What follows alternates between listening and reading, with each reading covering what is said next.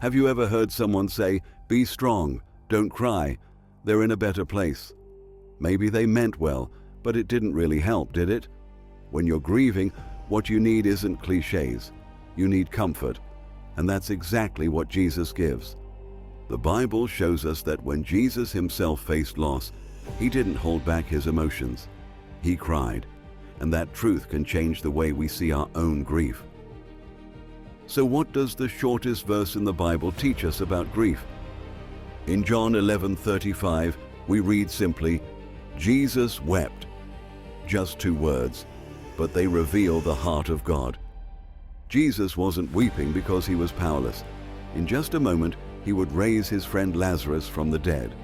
But first, he stopped. He entered into Mary and Martha's pain, and he cried with them. That means your tears are not weakness. They are not wasted. They are seen and they are shared by Jesus himself. Let's step into the scene together. What actually happened that day? Lazarus was one of Jesus' closest friends. When he died, his sisters Mary and Martha were devastated. By the time Jesus arrived, Lazarus had been in the tomb for 4 days. Mary and Martha both ran to him, broken, confused, maybe even angry. "Lord, if you had been here, my brother would not have died." And how did Jesus respond?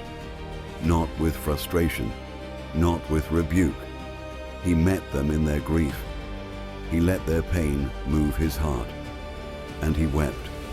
Maybe you've been told it's time to move on. Maybe the people around you don't understand why the ache still lingers. But Jesus does. He doesn't rush your grief. He doesn't tell you to get over it. He sits with you in the silence. He holds you when the waves come crashing back. Psalm 56 tells us that God keeps every one of your tears in a bottle. Every tear is remembered. Every tear is precious to him. So pause for a moment. Think of the one you miss. Picture their face. Feel the ache of that empty chair. And know this, Jesus is right there, weeping with you. Here's the beautiful twist. Jesus doesn't just share our sorrow. He speaks life into it. At the tomb, after weeping with the mourners, Jesus prayed. And then he called out in a loud voice, "Lazarus, come forth." And Lazarus came walking out, alive. That moment was a glimpse of what Jesus came to do, not just for Lazarus, but for all of us, to show us that death doesn't have the final word.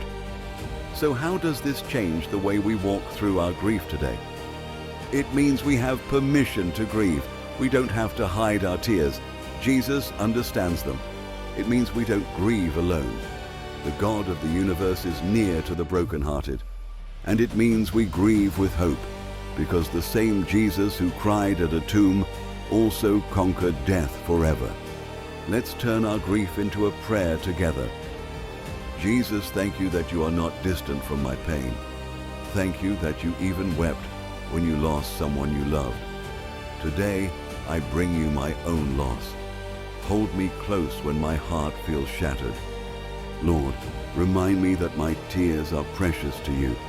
Help me feel your presence in the silence, and give me hope that just as you raised Lazarus, you will one day wipe away every tear. Amen. So here's the truth to carry with you. If you're grieving today, know this. Jesus himself wept, and he's weeping with you, but he's also the one who has power over death. Share this with someone who needs comfort today.